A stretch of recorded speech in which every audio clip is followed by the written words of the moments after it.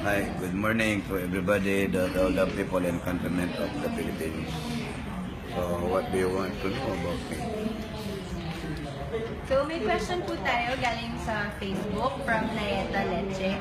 Tanong ko lang po, presumptive President Rodney Duterte, bilang presidente ng bansa, may batas na po ba kayong isusulong para malutas ang problema sa pagdami ng mga taong haters at bashers sa social media? Para kung sa akin palagay, kung ako ang tatanungin nyo, kasi wala namang kayong ibang tinatanong kundi ako, kaya ako din ang sasagot niyan. Para sa akin, para mabawasan natin yung mga heater, yan ba yung pag sa tubig yung ginagamit? Heater? Hindi po. Haters po, mga... Haters. Okay, kala ko yung pag nag-init ka ng tubig, heaters yung tawag doon.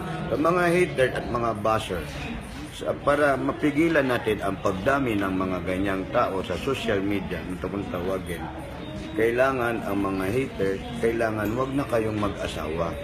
Ganon din ang mga bashers. Huwag na kayong mag-asawa para hindi kayo dumami. Kasi pag nag-asawa kayo, nagkaroon kayo ng anak, dumami yung anak nyo, yan din ang ituturo nyo. Puro galit sa mundo ang ibibigay ninyo. Hindi magiging maayos ang patakbo natin ng Pilipinas.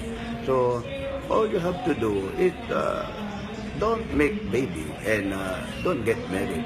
Para doon di kayo dumami. Para yung lahi nyo hanggang dyan na lang yun. Salamat dun sa question na yun.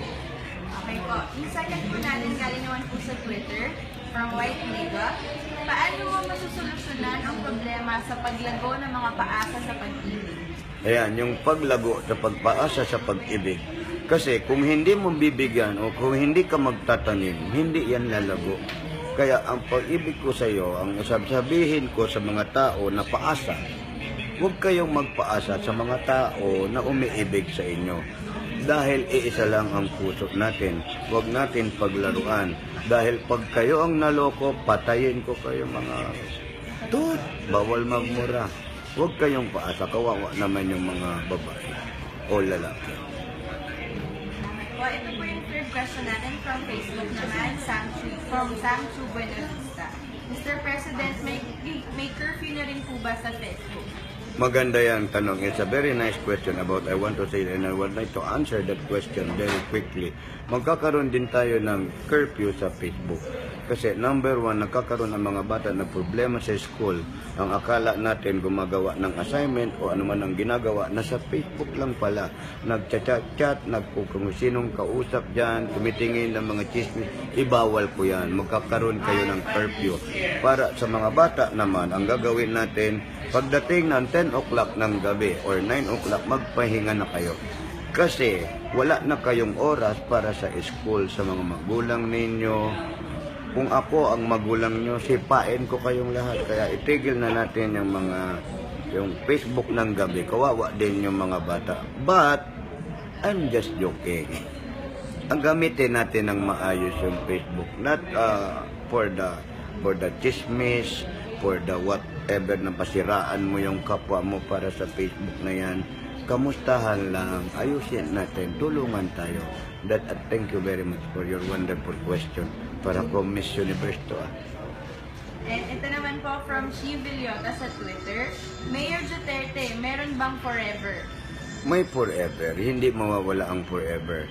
That's why kaya tayo umiibig na nag-umpisa yan dun sa Aldab forever, forever. May kwento yan, magkanta naman forever na yan. So, may forever naman talaga. Kasi pag walang forever, madaling mamatay ang tao.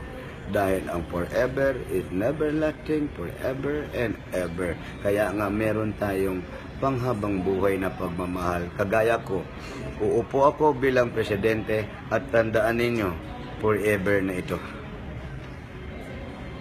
Ito naman po yung last question natin from Ruby Reyes Tenyoso ng Facebook. Tanong ko lang po, sino ang mas lamang sa inyo ng kagwapuhan ni Jose Manalo? Alam nyo, hindi pag-usapan yung kagwapuhan ni Jose. Ang sa tingin ko kasi, si Jose Manalo, yung kagwapuhan niya, sakit na yan. Hindi na maiwasan yan. Nasa lahi na nila yan yung kagwapuhan niya. Pero kung tanungin niyo ako, mas gwapo ako kay Jose Manalo. First, yung mukha ni Jose, nag-originate yan sa Davao because of the durian. That's why, Jose, naging pogi ka dahil sa mga produkto namin sa Davao.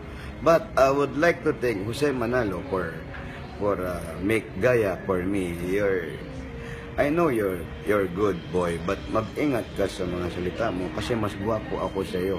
Wag mo lang sabihin na mas gwapo ka kay Mayor o kay Presidente Duterte. Kasi after ng 29, 28, 29, Duterte na tayo. Kaya ayusin mo yung mga salita mo, ha? Yun lang. Mas pogi ako kay Jose. Wala na eh. Salamat po. Thank you. God bless you all. Yes. Siyempre, yung asawa ko kaya kailangan.